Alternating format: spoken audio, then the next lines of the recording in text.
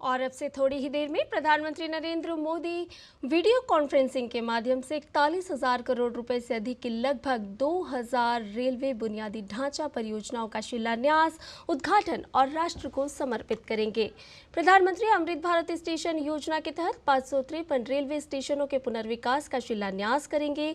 27 राज्यों और केंद्र शासित प्रदेशों में स्थित इन स्टेशनों का 19,000 करोड़ रुपए से अधिक की लागत से पुनर्विकास किया जाएगा। इन स्टेशनों पर आधुनिक यात्री सुविधाएं उपलब्ध होंगी। इन्हें पर्यावरण और दिव्यांगों के अनुकूल पुनर्विकसित किया जाएगा। इन स्टेशन भवनों का डिजाइन स्थानीय संस्कृति, विरासत और वास्तुकला से प्रेरित होगा। इसके अलावा प्रधानमंत्री उत्तर प्रदेश में गोमती नगर स्टेशन का उद्घाटन करेंगे, जिसका लगभग 385 करोड़ रुपए की कुल लागत से पुनर्विकास किया गया है।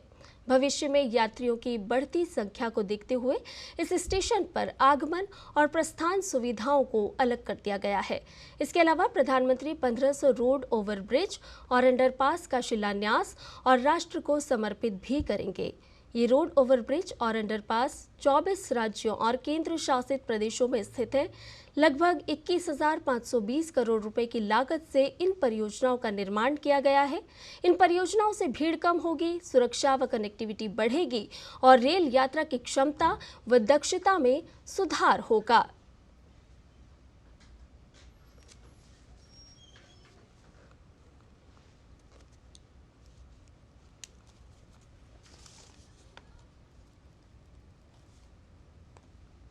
और प्रधानमंत्री नरेंद्र मोदी आज TV9 नेटवर्क के व्हाट इंडिया थिंक्स टुडे के ग्लोबल समिट में भाग लेंगे। इस दौरान वे कई अहम मुद्दों पर अपने विचार रख सकते हैं। TV9 नेटवर्क के सालाना कार्यक्रम व्हाट इंडिया थिंक्स टुडे के ग्लोबल समिट का आज दूसरा दिन है और इसमें ऑस्ट्रेलिया के पूर्व PM टोनी एबॉट, विदेश मंत्री डॉक्टर S जयशंकर, केंद्रीय मंत्री अश्विनी वैष्णव और केंद्रीय मंत्री स्मृति ईरानी भी शामिल होंगे।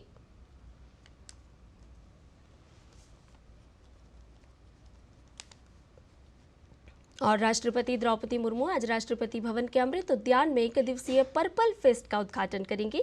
इस अवसर पर सामाजिक न्याय एवं अधिकारिता मंत्री मौजूद रहेंगे। सामाजिक न्याय और अधिकारिता मंत्रालय के अंतर्गत दिव्यांगजन सशक्तिकरण विभाग इस साल जनवरी में गोवा में अंतर्राष्ट्रीय पर्पल फेस्ट 2024 के सफल आयोजन के बाद इस कार्यक्रम का आयोजन कर रहा है। 10,000 से अधिक दिव्यांगजन अपने सहयोगियों के साथ इस कार्यक्रम में भाग लेंगे। इस आयोजन के नोडल एजेंसी पंडित दीनदयाल उपाध्याय राष्ट्रीय विकलांगता संस्थान है। पर्पल फेस्ट में उन सामाजिक संगठनों के समावेशी स्टॉल लगाए जाएंगे जो दिव्यांगजन के लिए सुगमता और समावेशिता सुनिश्चित करने के साथ साथ उनके अधिकारों के लिए कार्य कर रहे हैं। यहाँ आने वाले लोग राष्ट्रपति भवन संग्रहालय देखने भी जा सकते हैं और इसके अलावा अमृत उद्यान में पर्पल कैफे, क्लाइडियोस्कोप, ज्ञान विज्ञान और खेलकूद जैसी गतिविधियों का भी आयोजन किया जाएगा।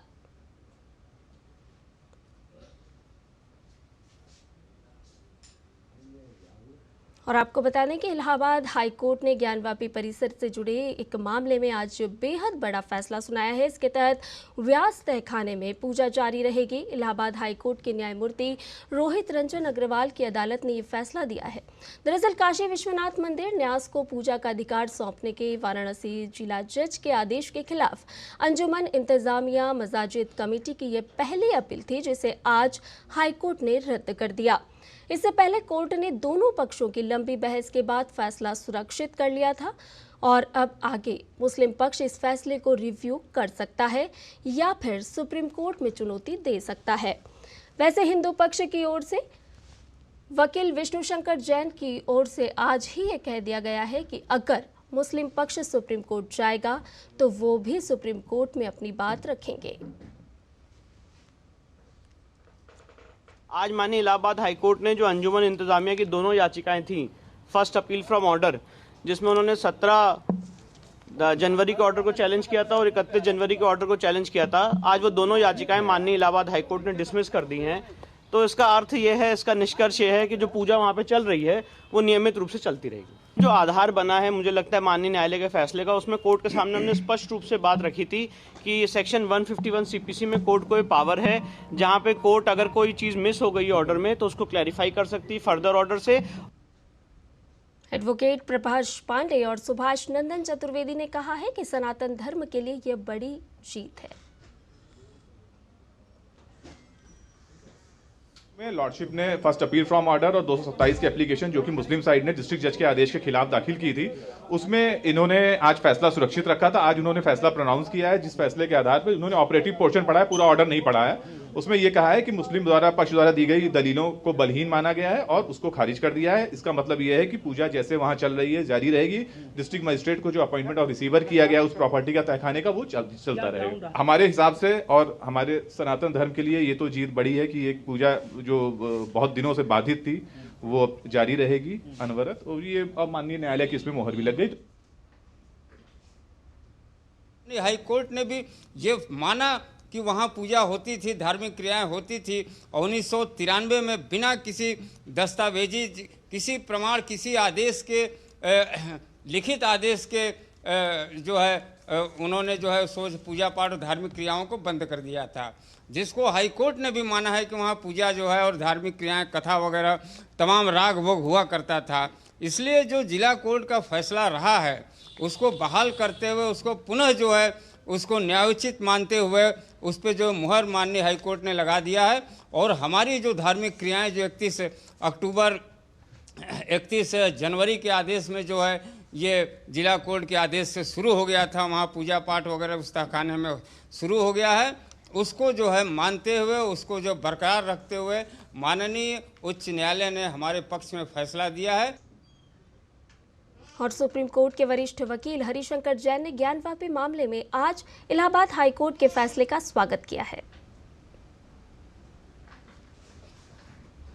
बहुत ही स्वागत योग्य फैसला है और जो पूजा का अधिकार हिंदुओं को मिला था उस अधिकार को उच्च न्यायालय बरकरार रखा है।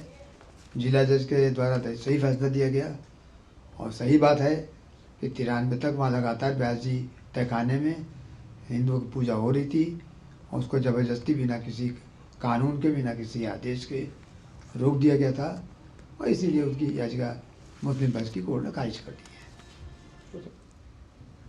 और इधर महिलाओं के उत्पीड़न और उनकी जमीनों पर कब्जा करने को लेकर पश्चिम बंगाल का संदेशखाली लगातार सुर्खियों में बना हुआ है। संदेशखाली पुलिस ने कार्रवाई करते हुए टीएमसी नेता अजित मैती को गिरफ्तार किया है, जिन्हें आज कोर्ट में पेश किया जाएगा। इस बीच मामले में ममता सरकार के लिए भाजपा लगातार हमलावर है। कल तनाव और बढ़ गया। संदेशखाली जा रही फैक्ट फाइंडिंग टीम को पुलिस ने जब रोक दिया और गिरफ्तार कर कोलकाता स्थित पुलिस मुख्यालय ले जाया गया। हालांकि बाद में उन्हें छोड़ दिया गया, लेकिन इसे लेकर पुलिस ने इलाके में धारा 144 लागू होने का हवाला दिया। वहीं फैक्ट फाइंडिंग टीम ने राज्यपाल से मुलाकात के दौरान कहा कि उनकी गिरफ्तारी अवैध थी। इस मामले पर राज्यपाल ने तत्काल डीजीपी से रिपोर्ट तलब करने का आदेश जारी किया है। वहीं 5 जनवरी को प्रवर्तन निदेशालय के अधिकारियों पर भीड़ के हमले के बाद से शाहजहां शेख फरार है। हालांकि ईडी ने 3 बार नोटिस दिया है और लुकआउट नोटिस भी जारी किया है। शाहजहां के 2 सहयोगी गिरफ्तार हो चुके हैं, लेकिन मुख्य आरोपी अब भी फरार है। राष्ट्रीय अनुसूचित जनजाति आयोग का कहना है कि टीएमसी नेता और सहयोगियों के खिलाफ यौन शोषण और भूमि हड़पने की 50 शिकायतें मिली हैं।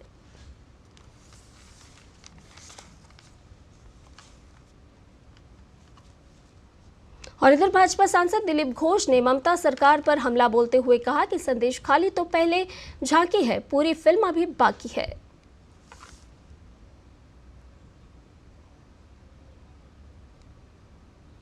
जो ट्रेलर संदेशखाली में चल रहा है, ये तो पूरा संदेशखाली तो अभी पहली झांकी है, पूरी फिल्म बाकी है। बंगाल में गांव-गांव से इस प्रकार घटना होने वाला है। अभी जो शुरू हुआ है, ब्रिगेड तो बहुत दूर है। वो लोग संदेशखाली में सभा करने वाले थे, क्यों बंद कर दिए? जाके करके दिखाओ, वहाँ टीएमसी का बैनर में झंडा लेके सभा कराओ, पब्लिक उसका जवाब दे देगी। इसलिए वो सब ना बोले। पिछले बार पूरा देश से सारे पार्टी को बुला करके ममता बनर्जी ने ब्रिगेड में सभा की थी, उसके बाद 1 दर्जन सीट उनका कम हो गया था। इस बार दोबारा वही होने वाला है, 10 के नीचे उनका सीट आएगा। दिलीप घोष ने ममता सरकार पर फैक्ट फाइंडिंग टीम को रोकने कर मामले को लेकर दबाने का आरोप लगाया है। फैक्ट फाइंडिंग कमेटी इसको रोक करके ममता बनर्जी सोच रही है कि घटना को दबा देंगी, लेकिन संभव नहीं है। वहाँ के लोग, वहाँ के महिलाएं जिस प्रकार से आवाज़ उठा रही हैं टीएमसी की नेताओं को घर से निकाल रही है पकड़ पकड़ कर, पुलिस को रोक रही है, पुलिस की हिम्मत नहीं है उनको रोकने के लिए। ये जो घटना से पता चलता है कितना अत्याचार वहाँ हुआ है और पूरा देश इसको देख रहा है। प्रधानमंत्री नरेंद्र मोदी ने 22 जनवरी को प्रधानमंत्री सूर्योदय योजना की घोषणा की थी। इसका लक्ष्य 1 करोड़ घरों को छत पर सौर प्रणाली प्रदान करना, बिजली बिल कम करना और ऊर्जा आत्मनिर्भरता को बढ़ावा देना है। यह पहल न सिर्फ परिवारों के लिए वित्तीय बचत में सहायता करती है, बल्कि जीवाश्म ईंधन पर निर्भरता को कम करके पर्यावरण संरक्षण में भी योगदान देगी। हम इस मामले में सौभाग्यशाली हैं कि हमारे पास एक साल में 4 चक्रीय मौसम है और हमारे पास लगभग 300 दिन के लिए प्रचुर मात्रा में सूर्य की रोशनी भी है, जिसके बेहतर इस्तेमाल से एक नई क्रांति आ सकती है। घरों, अन्य औद्योगिक और बॉयलर एप्लीकेशन में बिजली पैदा करने के लिए सोलर रूफटॉप सिस्टम का इस्तेमाल किया जा सकता है। होटल उद्योग, आवासीय समितियां भी सोलर हीटिंग को आसानी से अपना सकती हैं। गीजर को सोलर हीटर में बदलने से ग्रिड पर भार काफी हद तक कम हो जाएगा।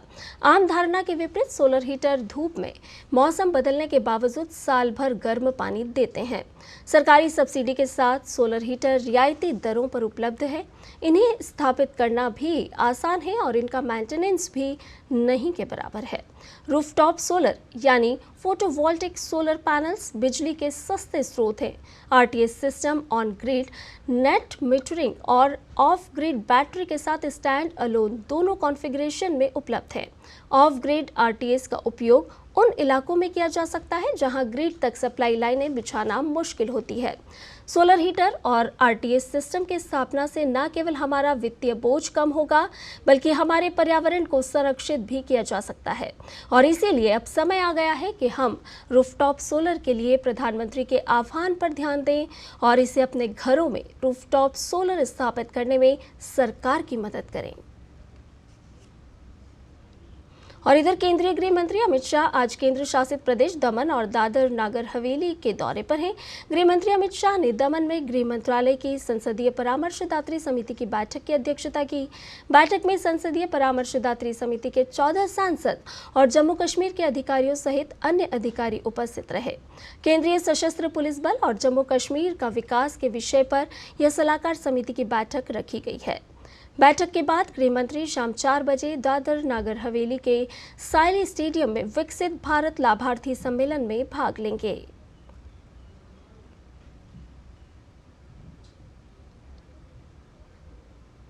भारतीय जनता पार्टी की घोषणा पत्र समिति की बैठक आज दिल्ली में पार्टी के विस्तार कार्यालय में हो रही है।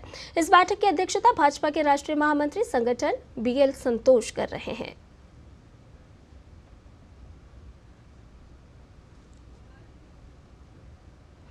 और इधर योगी सरकार ने पुलिस भर्ती परीक्षा में प्रश्न पत्र लीक मामले में बड़ी कार्रवाई की है। मुख्यमंत्री योगी आदित्यनाथ के निर्देश पर पुलिस और एसटीएफ ने प्रदेश के विभिन्न जिलों में छापेमारी कर 391 आरोपियों को गिरफ्तार किया है। पुलिस ने इनके खिलाफ गंभीर धाराओं में मुकदमा दर्ज कर इन्हें जेल भेज दिया है। इसके साथ ही बड़ी संख्या में संदिग्धों से पूछताछ भी की जा रही है। मुख्यमंत्री योगी ने पुलिस भर्ती परीक्षा में कथित प्रश्न पत्र लीक मामला सामने आने पर अभ्यर्थियों के हित में फैसला लेते हुए परीक्षा को रद्द कर दिया था। साथ ही उन्होंने यूपी पुलिस और एसटीएफ को आरोपियों के खिलाफ सख्त से सख्त कार्रवाई करने के निर्देश दिए थे। पुलिस और एसटीएफ ने कार्रवाई के दौरान आरोपियों के पास से बड़ी मात्रा में आधार कार्ड, प्रवेश पत्र, पासबुक, चेकबुक, स्टैम्प, स्याही पेड, सिलिकॉन पट्टी समेत नकदी बरामद की है। और इसके साथ ही मोबाइल फोन, फर्जी आंसर की नकली पर्ची, मूल अंक पत्र, Bluetooth, electronic device, walkie talkie भी बरामद किया है। पुलिस कार्रवाई में उत्तर प्रदेश के साथ हरियाणा, बिहार और दिल्ली के आरोपी दबोचे गए हैं। वहीं पुलिस और एसटीएफ की रडार पर कई और गिरोह भी हैं जिन पर निगरानी की जा रही है। पुलिस की माने तो अगले 1-2 दिन में और गिरफ्तारी हो सकती है। उत्तर प्रदेश पुलिस भर्ती एवं प्रोन्नति बोर्ड द्वारा लिखित परीक्षा पुनः शीघ्र आयोजित की जाएगी। इस परीक्षा के संबंध में दिनांक 23/12/23 को प्रकाशित विज्ञप्ति के क्रम में आवेदन करने वाले सभी पात्र अभ्यर्थियों को परीक्षा में सम्मिलित होने का अवसर पुनः प्रदान किया जाएगा। परीक्षा की तिथि तथा अन्य प्रासंगिक सूचनाएं यथासंभव हमारी वेबसाइट पर प्रकाशित की जाएंगी। लखनऊ के अकबर नगर में पुलिस द्वारा अतिक्रमण विरोधी अभियान जारी है। लखनऊ के अकबर नगर इलाके में विकास प्राधिकरण, जिला प्रशासन और नगर निगम आज कुछ दुकानें और घरों को ध्वस्त करने पहुंची है। 5 बुलडोजर भी पहुंचे हैं। कार्रवाई की शुरुआत झोपड़पट्टियों से की गई। सड़क किनारे बनी झोपड़पट्टियों को हटाया जा रहा है। दरअसल कुकरैल नदी को छोटे रिवर फ्रंट के तौर पर विकसित किया जाना है और इसीलिए ये कार्रवाई चल रही है। दिल्ली के मुख्यमंत्री अरविंद केजरीवाल के ईडी के समन पर न पहुंचने पर भाजपा के राष्ट्रीय प्रवक्ता शहजाद पूनावाला ने कहा कि एक बार फिर अरविंद केजरीवाल ने यह स्पष्ट कर दिया कि कुछ न कुछ शराब घोटाले के मास्टरमाइंड के मन में है, जिसकी वजह से वे एजेंसियों के सामने जाने से कतराते हैं। एजेंसियों के सामने पहुंचने में अगर कोई छिपाने वाली बात नहीं होती तो आज वो जांच में शामिल होते, पर वो कहते हैं ना, चोर की मूंछ में तिनका जरूर है। और फिर वो कहते हैं कि मुझे नोबेल प्राइज मिलना चाहिए। तो नोबेल प्राइज तो जरूर मिलना चाहिए कि किस प्रकार से भ्रष्टाचार किया, दवा से लेकर दारू तक सब विभाग में लूटा, और भ्रष्टाचार करने के बाद आज जब सवाल पूछे जा रहे हैं तो जवाब देने के बदले अत्याचार खेलना और विक्टिमहुड कार्ड खेलना और भाग जाना, तो भगौड़ा बनने के लिए भी उनको नोबेल प्राइज मिलना चाहिए।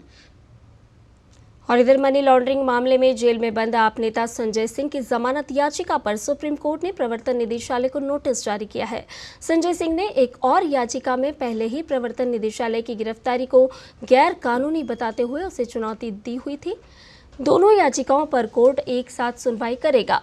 5 मार्च को मामले की अगली सुनवाई होगी। गौरतलब है कि ईडी ने संजय सिंह को पिछले साल 4 अक्टूबर को गिरफ्तार किया था।